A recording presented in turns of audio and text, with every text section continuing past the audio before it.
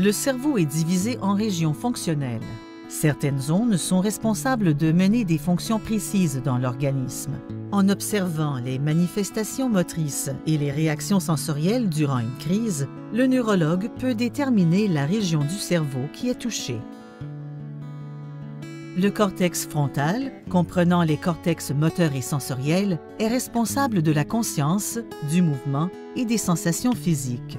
Les crises survenant dans cette région incluent les crises posturales, lors desquelles les membres sont maintenus dans des positions inhabituelles durant plusieurs secondes. Elles peuvent être accompagnées de vocalisation ou d'arrêt du langage. Certaines crises peuvent inclure de la salivation, de la déglutition, des maux d'estomac ou un sentiment de peur. Le cortex moteur comprend plusieurs régions précises dirigeant le mouvement de toutes les parties du corps. Si une crise partielle survient dans cette région du cerveau, le mouvement de groupes de muscles précis sera touché.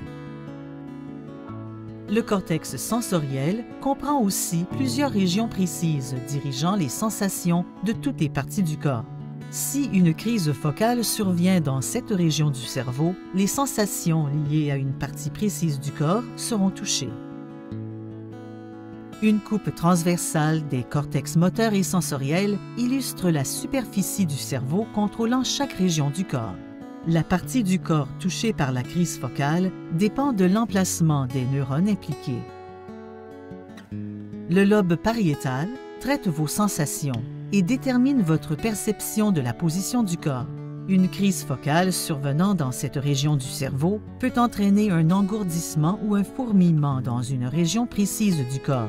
Elle peut aussi influer sur la perception de la position du corps, provoquant ainsi l'impression qu'un membre, que la posture ou que le mouvement est déformé. Le lobe occipital est responsable des perceptions et du traitement visuel.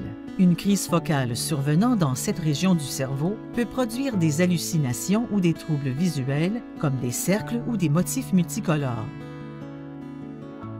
Les crises survenant dans le lobe temporal produisent une multitude de sensations simples ou complexes, d'illusions ou d'hallucinations, ou les deux à la fois. Une sensation de dérangement ou de sensibilité dans l'estomac, aussi appelée aura épigastrique, est le symptôme le plus courant. Les crises peuvent affecter la capacité de communiquer et entraîner des hallucinations auditives comme des bourdonnements, des voix, de la musique ou d'autres sons. Les hallucinations visuelles et auditives surviennent souvent ensemble. Ce type de crise peut aussi entraîner des sentiments de peur ou de déjà-vu.